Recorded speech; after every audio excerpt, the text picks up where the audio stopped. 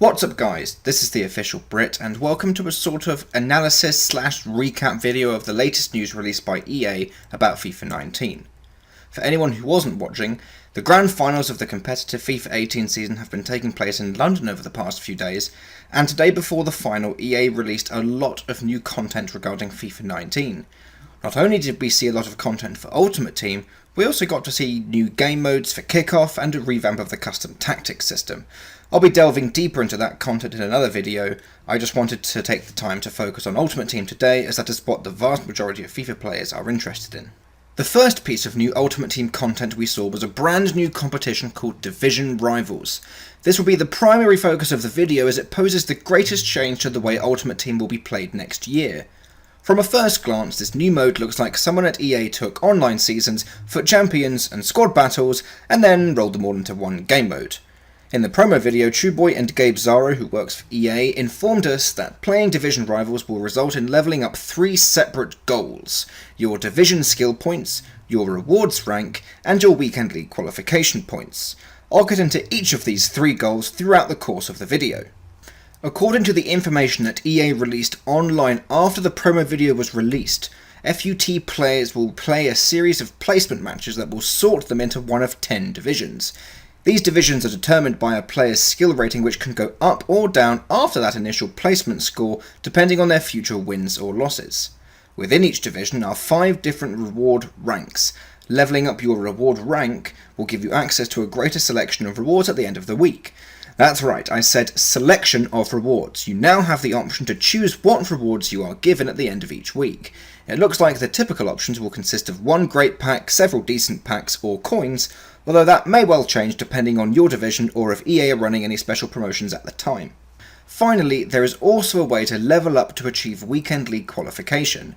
EA announced that Division Rivals will be replacing the daily knockout tournaments as the primary method of qualifying for the Weekend League, and it appears as though leveling up that particular goal earns you a Weekend League token, which can then be spent on entering a Weekend League whenever you want. This makes qualification more convenient for players as it prevents the issue of winning the daily knockout tournament only to be unable to play the next Weekend League and being forced to do it all over again. I would assume that these tokens are a stackable consumable, but this won't really make a difference to people who are entering the Weekend League every week, unless EA decide to give out multiple qualification tokens in the course of 1 week, which, while possible, is unlikely. This new game mode fills me with a lot of excitement, but it also leaves me with several important questions. Firstly, does this make the Weekend League more available to the general FUT population? Previously, the only people who could play FUT champions were players who had either won a daily knockout tournament or achieved 18 wins in the previous Weekend League. Both of these tasks are challenging enough to the average FIFA player that the level of competition within the Weekend League remained fairly high. However, if a qualification token can simply be earned by grinding Division Rivals matches, it could potentially reduce the level of competition in the Weekend League. If EA decide to place a limit on the number of Division Rivals matches a player can play in a single week, similar to the current setup of squad battles which doesn't let players play more than 4 games each day, then I believe the level of competition wouldn't be affected too much, as the match limit would force players to achieve their qualification token within a certain number of games. However, if there isn't a match limit, then any player can achieve the qualification token if they simply grind out enough games, regardless of if they win or lose. Considering EA lowered the requirement for requalification from 18 wins to 11 wins earlier this year, and that Division Rivals is almost certainly a response to the community's request for something worthwhile to grind during the week, it seems as though their focus is to make the Weekend League more accessible rather than maintaining a high level of competition. Now, this isn't necessarily a bad thing. I'm sure any FUT player who has been regularly playing the Weekend League since its debut in FIFA 17 would relish the chance to boost their records by playing against noobs who've never played FUT champs in their life. But if the level of competition in online seasons or Division Rivals is going to be the same as the Weekend League, then what's the point of having so many separate game modes? Speaking of online seasons, that leads me to my next question. Will Division Rivals replace online seasons? EA confirmed that Division Rivals would take the place of the daily knockout tournaments as the primary form of qualification, but is this new game mode a revamp of online seasons, or is it something entirely new and separate? Based on the brief glimpse we get of the new menu screen, it seems as though online seasons as we've known it is gone, as the online tab of the menu does not offer online seasons as an option. While I'm sure many players will feel nostalgic about losing a game mode we've had since Ultimate Team was released in 2009, Division Rivals can prove itself to be a worthy success if it addresses the problems that players had with online seasons, specifically the lack of justifiable rewards. In FIFA 18, the reward for winning Division 1 was a measly 15,000 coins. Ever since EA expanded online seasons from 5 divisions to 10 divisions, winning Division 1 has proved to be an actual challenge for most players, but trying to grind online seasons only to be rewarded with 15k made a lot of players unhappy. While Division Rivals appears to be an exciting new competitive game mode for players to grind while they wait for the Weekend League to come around, it won't make any difference if the rewards at the end of the week are not worth it. On the subject of rewards, that brings me to my last big question. Will Division Rivals last the full week? If EA is modelling the format of Division Rivals based on the current format for squad battles, then we may well see a game mode that lasts for 7 days of the week. However, if that is the case, then it could pose a problem for players in the Weekend League. If there is a limit on the number of Division Rivals matches you can play, then it is almost guaranteed that the top tier rewards for the week will only be achievable for players who play the maximum amount of games. As the Weekend League is still, to our knowledge, 40 matches played within the space of 3 days, then elite players may struggle to find time to complete both their Weekend League matches and their remaining Division Rivals games. Considering there is a rumour going around that EA will actually increase the number of Weekend League games to 60 to further differentiate top 100 players, this could really become a major issue. The problem could be alleviated if the rewards for the Weekend League and the Division Rivals games are actually worth the time that players put into them, but according to many members of the community, that would require a significant change from how EA have done rewards in the past. If players are forced to play Weekend League, Division Rivals, and Squad Battles in order to earn enough rewards to keep up with other competitive players, then FIFA fatigue will set in a lot earlier than ever before.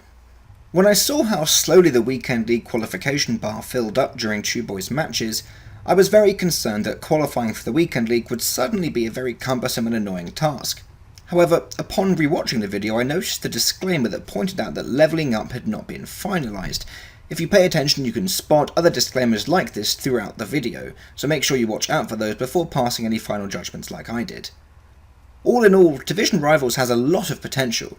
It has the buzz of a new game mode, meaning that players will be eagerly jumping right into it to see what it's like and hopefully trying to qualify for the first Weekend League. However, that buzz cannot last forever.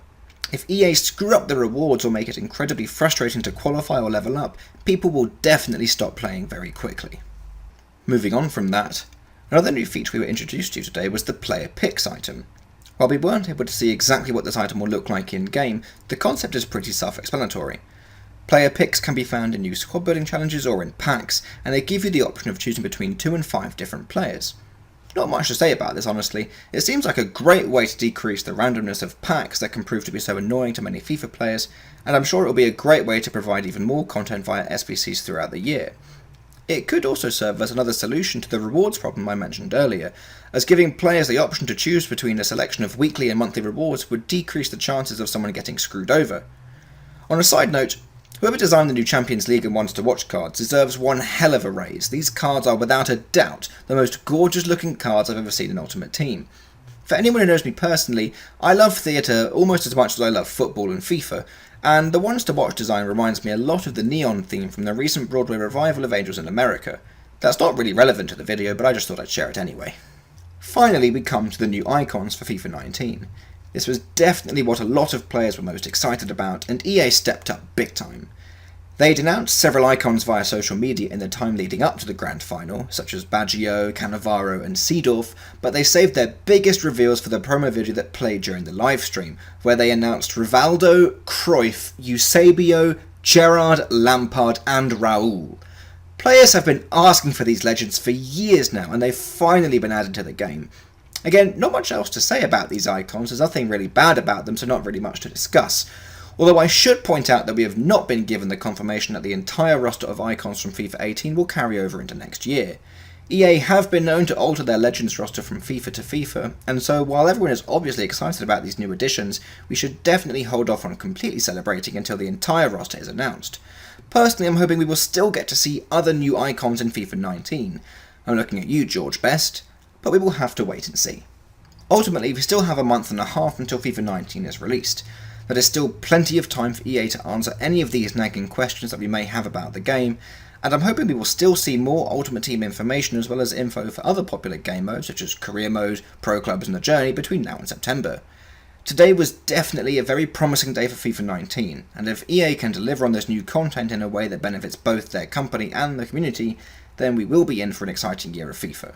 You can expect a lot of new content from my channel as we enter September, and I'm really looking forward to everything that is yet to come. Thanks for watching, this has been The Official Brit, and I will see you all later.